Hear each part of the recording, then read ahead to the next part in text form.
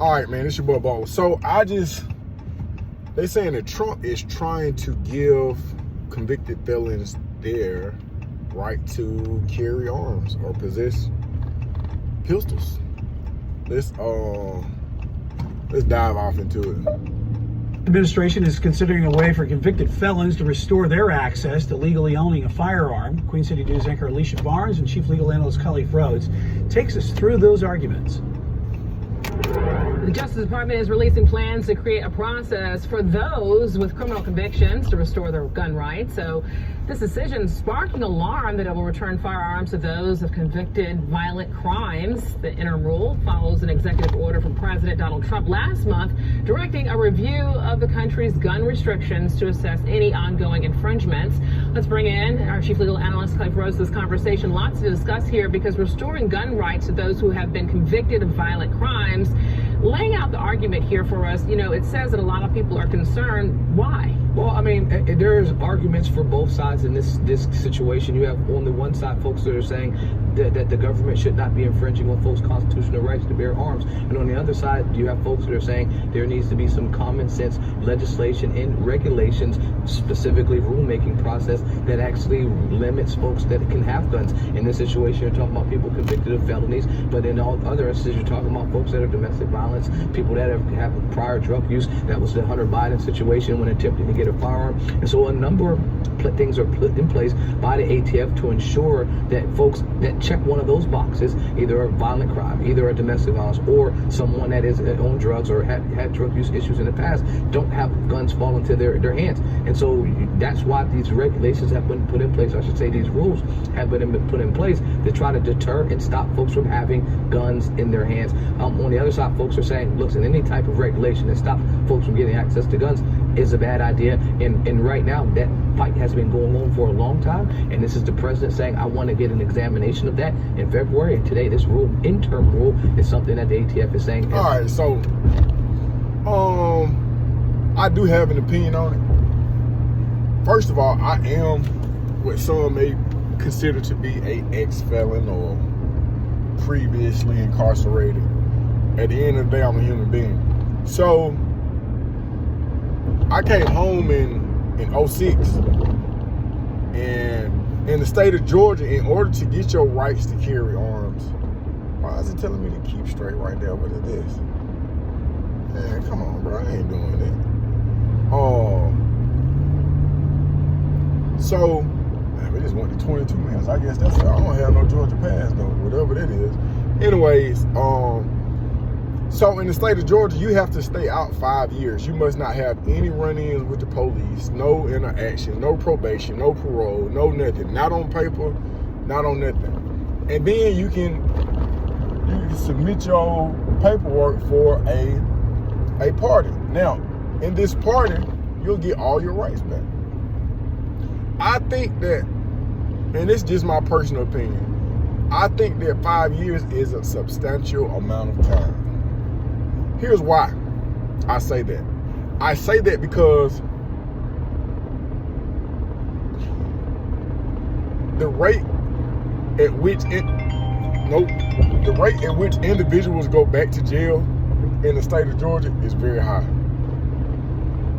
And I'm not speaking from a convict's perspective. I'm speaking from an individual who is not breaking any laws and is trying to live in an environment that is not so violent and not so bloody. Right now, the state of Georgia has one of the highest percentages of recidivism. So what takes place is a lot of people get out. If you immediately giving those rights back, bro, you're gonna violate. It's gonna be some nonsense. And not to say that you ain't gonna have no pistol no ways. I like to see what the president is gonna do. I'm interested to see how this plays out, but in my personal opinion, bro, I just be feeling like sometimes, man, y'all gotta chill out on these laws, bro, cause y'all be passing laws, and right now it's in the city of Atlanta, bro. It's about to be a real bloody summer. I don't even think the laws matter, cause people gonna have pistols regardless, man. I don't think it's gonna matter, bro. I really don't. Let's see what they're talking about, man. They will go forward will be the new rule. So the DOJ now, under this proposal, they were very specific about who this would benefit. Explain that a little bit. I mean, you're talking about folks with violent crimes. I mean, this is it's as specific as you can get. At the end of the day, these are folks that typically, if you were convicted of a crime, you would have been barred from having access to a firearm. And now they're saying, no, you will not be barred from having access to a firearm. And so that's why I say I have mixed feelings about this, specifically as someone that defends people that are charged with these types of crimes. Once you've committed the crime, you've been sentenced, you've done your time, you've paid your restitution, you've been on probation, you've been on some type of post relief. This additional infringement to say, look, now you still can't vote or you can't own a firearm is an additional hurdle for you to be reintegrated into society. And so I do understand and appreciate how folks. I can understand that though, and truth be told, man, I understand that point. If you have done your time and you're done and you've paid your debts in society, shit, shouldn't you get all your rights back? I don't know. I'm kind of on both sides of this, man. The only reason I'm on both sides is because I understand how recidivism works. And I do also understand that struggle that people go through upon being released. You come home and you go straight back to the pistol. Shit, you right back in action. Some of us. They're saying, well, listen, this person is done. They've served their sentence. Restore them fully to being an American citizen. But on the other hand, I can see that there is a secondary effect of someone that has committed a crime in the past. The likelihood is now higher that they may commit a crime, specifically if the original crime was a violent crime. So I can understand and appreciate both arguments. So also to be able to point out here, they said that no constitutional right is limitless and they would now be screening out others. Specifically, what does that language mean? Is it kind of like what along the lines of what you just said about who should be able to have their rights?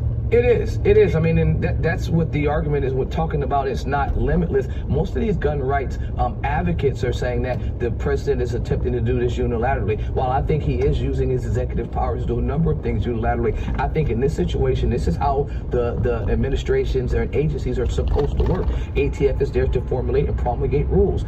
There should be and needs to be a rulemaking process where you have an opportunity for public citizens to comment on the proposed rulemaking change. And that process is the part that should be happening now. Here's this interim rule. These are the changes that we're thinking about making, and let us know how you feel about that. That's the problem that folks will say. If you're not having that rule-making policy discussion with everyday citizens, now you're overreaching your ability. But outside of that, I think this process is exactly how our agencies are set up.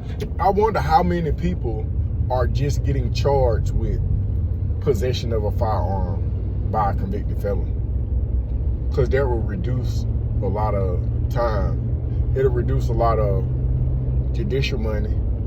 I wonder if they would free the individuals who have been previously convicted of just possession of a firearm. Not in the act of a crime, just possession of a firearm. Hey man, let me know what y'all think, man. I'm but let me know what y'all think.